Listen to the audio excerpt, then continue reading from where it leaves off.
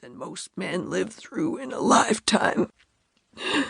He knew things would never be the same for any of them there, so he packed up his mama and his 2 sisters and headed west to start over." Hank's voice seemed to fade. It was hard to tell if he'd forgotten the rest or was merely tiring. "Where was his daddy?" Petey coached. "Killed in the war." "Did they have any money?" Petey asked, prompting his grandfather to tell his favorite part of the story. "Some that his mama hid away, along with some jewelry. They sold that so they'd have a little nest egg for starting over. They sold it all, but a ruby and diamond pin." "The one you brought with you to Montana," Petey proclaimed triumphantly. "Can I see it?" "It's locked away, safe, boy. It's your daddy's to give to his wife if he ever marries again," he said with a pointed glance at Chance.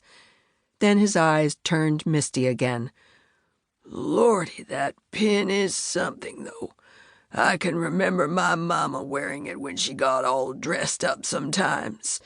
Looked like a little basket of ruby red rosebuds and sparkly diamond baby's breath.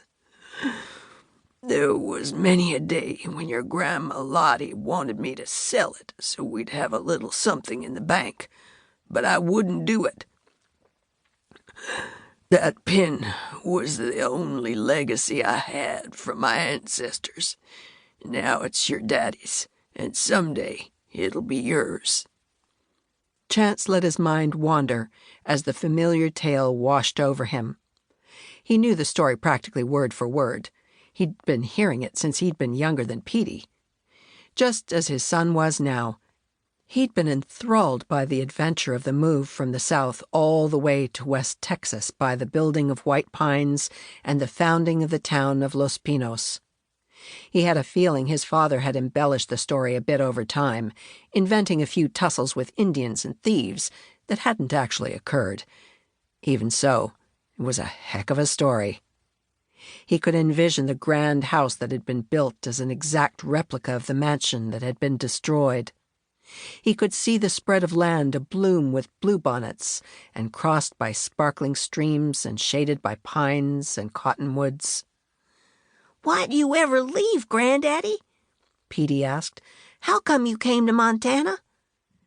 Hank Adams sighed heavily at the question, and his eyes darkened with anger. His agitation was as great now as it probably had been decades earlier, when he'd been forced from the home he loved. Chance didn't like seeing him get himself so stirred up over something that was long over with. "Leave it be for now, Petey," Chance said. "Your granddaddy's tired." "Not tired," the old man said, his chest heaving as he tried to draw in a ragged breath. "Still makes me madder'n the wet hen when I think of it, that's all." "Then don't think of it," Chance advised, regarding him worriedly. "Just rest."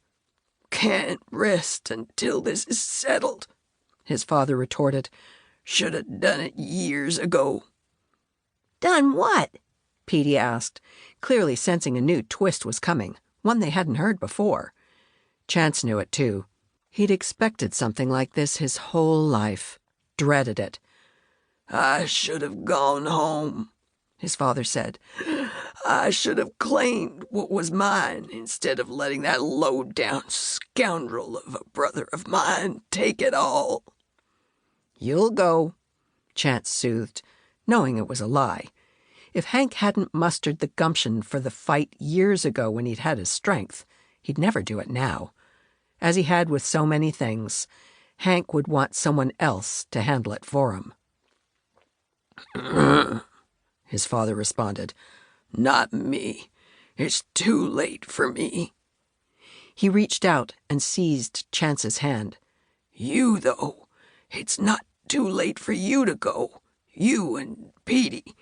With your mama and your wife both gone and me breathing my last any day now, there'll be nothing to hold you here." The mention of his late wife silenced Chance as nothing else could have. The wound of Mary's death was still too raw and painful, even though